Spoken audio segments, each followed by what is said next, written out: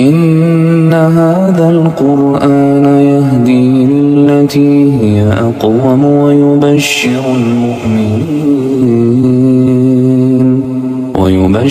المؤمنين الذين يعملون الصالحات أن لهم أجرا كبيرا.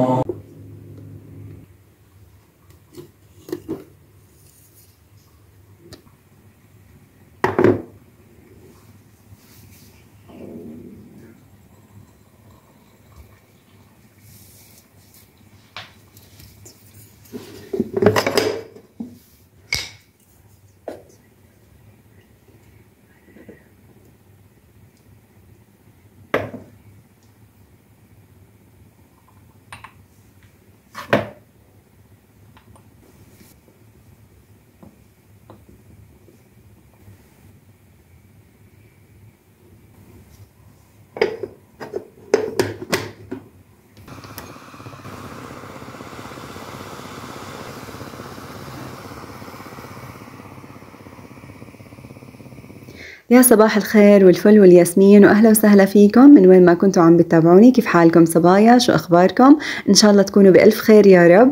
بهذا الفيديو حبيت اشرب معكم فنجان قهوه هيك على رواق، زمان ما شربت معكم. كل وحده تحضر فنجانها وتتابع معي الفيديو، بوعدكم حتنبسطوا معي وتستفيدوا ان شاء الله. بهذا الفيديو حبيت انه اشرب القهوه بفناجين جديد كنت شاريتها. انا هيك القهوه لاني بحبها كثير، فدايما هيك إلها طقوس عندي، يعني لازم مثلا كل مرة أشرب بفنجان مثلا، أولع شمعة، أحضر إشي على التلفزيون.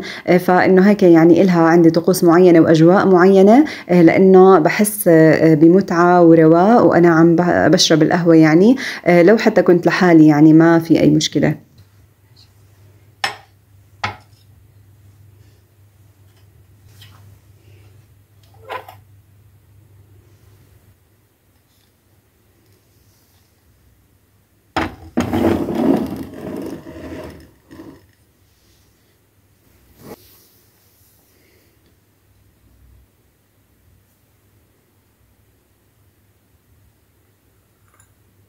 يمكن أحلى لحظة يمكن الأم بتحس فيها لما أولادها الله يحميهم يعني بيطلعوا على المدارس، بتحس بهيك أجواء هدوء وراحة وبتشحن طاقتها. وهلا هون حبيت اورجيكم كيف بنحط اطار او صوره او فيديو على الشاشه بضل شغال وقت طويل. بعد ما نفتح على اليوتيوب بنكتب كلمه جولد فريمد، هاي الكلمه بس تفتحوا عليها بتعطيكم مثلا صور معينه او اطارات او براويز خلينا نحكي، او فيديوهات مثلا لمطر لنار لاي شيء انتم يعني بتحبوه. فيكم انه تضيفوه وتستعملوه مثلا لمطر عم بنزل، اجواء ثلج، اجواء ربيع، اكواريوم، اي شيء بدكم اياه يعني. فبتفتحوا على الصوره او الفيديو اللي بدكم اياه، وفي منهم بيكون مرتبط مثلا بقران، بموسيقى معينه او هيك شيء. انا حبيت احط على قران مع هاي النار، فحبيت شكلها هيك بتعطي اجواء حلوه. احيانا كنت احط على صوره او فيديو مطر يعني، فبحب هاي الشغلات هلا لانه وقت الشتاء.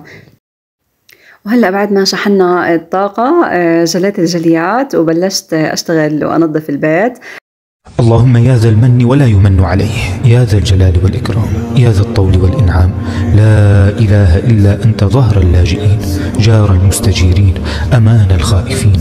اللهم إن كنت كتبتني عندك في الكتاب شقيا أو محروما أو مطرودا أو مقدرا علي في الرزق، فامحو اللهم بفضلك شقاوتي وحرماني وطردي وإقتار رزقي، وأثبتني عندك في الكتاب سعيدا مرزوقا موفقا للخيرات، فإنك قلت وقولك الحق في كتابك المنزل على لسان نبيك المرسل. يمحو الله ما يشاء ويثبت وعنده الكتاب. إلهي بالتجلي الأعظم في ليلة النصف من شهر شعبان المكرم التي يفرق فيها كل أمر حكيم ويبرم، أن تكشف عنا من البلاء ما نعلم وما لا نعلم وما أنت به أعلم، إنك أنت الأعز الأكرم.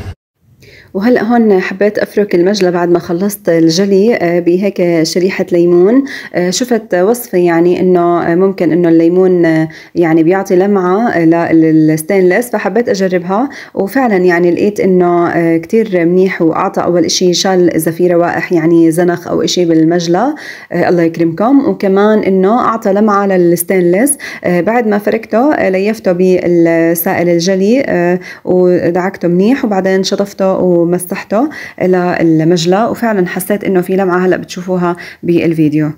طبعا عدا عن ريحة الليمون المنعشة مع ريحة النظافة، فعن جد حسيت هيك المجلة يعني كأنه مجلة جديد.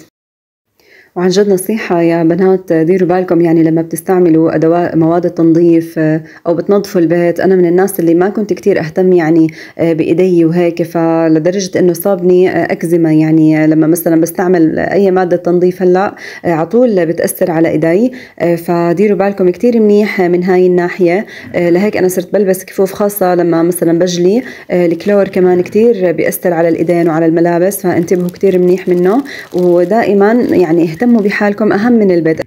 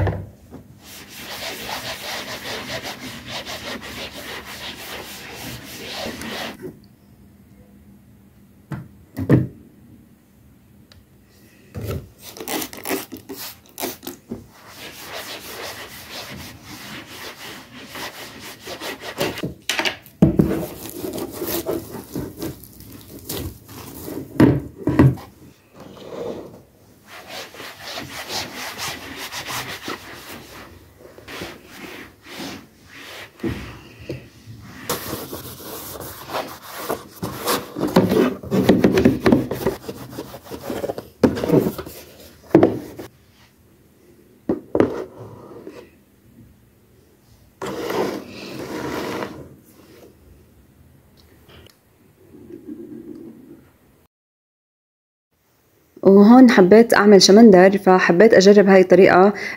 بصراحة عجبتني كتير منيح. أنا زمان كنت يعني أسلق الشمندر عادي سلق، بس هنا غسلته ولفيته بورقة زبدة وفوق منه ورقة قصدير، وبعد هيك بحطه بصينية وبحط عليه شوية مي وبحطه بالفرن. هيك بيحتفظ الشمندر بلونه بطعمته كمان وبالفيتامينات الموجودة فيه، أحسن من مثلا السلق اللي كل الفوائد والفيتامينات وهيك كلها بتروح مع المي.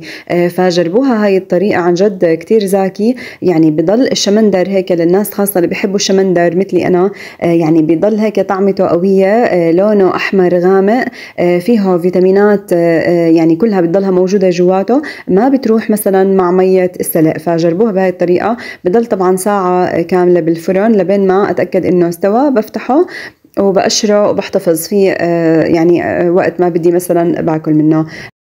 هون كان عندي شوية غسيل، فحبيت أطلعه وأستفيد من هاي السلة اللي ورجيتكم إياها بالفيديو الماضي. استعملتها كديكور واستعملتها كمان للغسيل.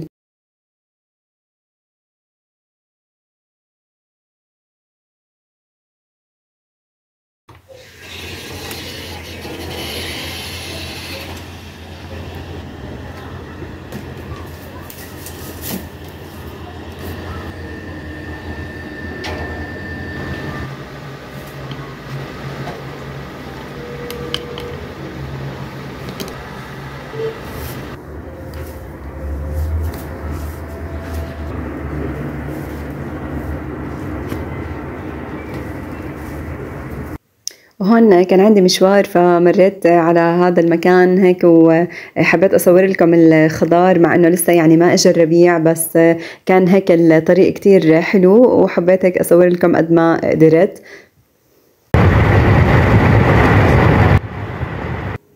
وهلا هون بعد ما تأكدت انه الشمندر استوى تقريبا، قعد ساعة بالفرن.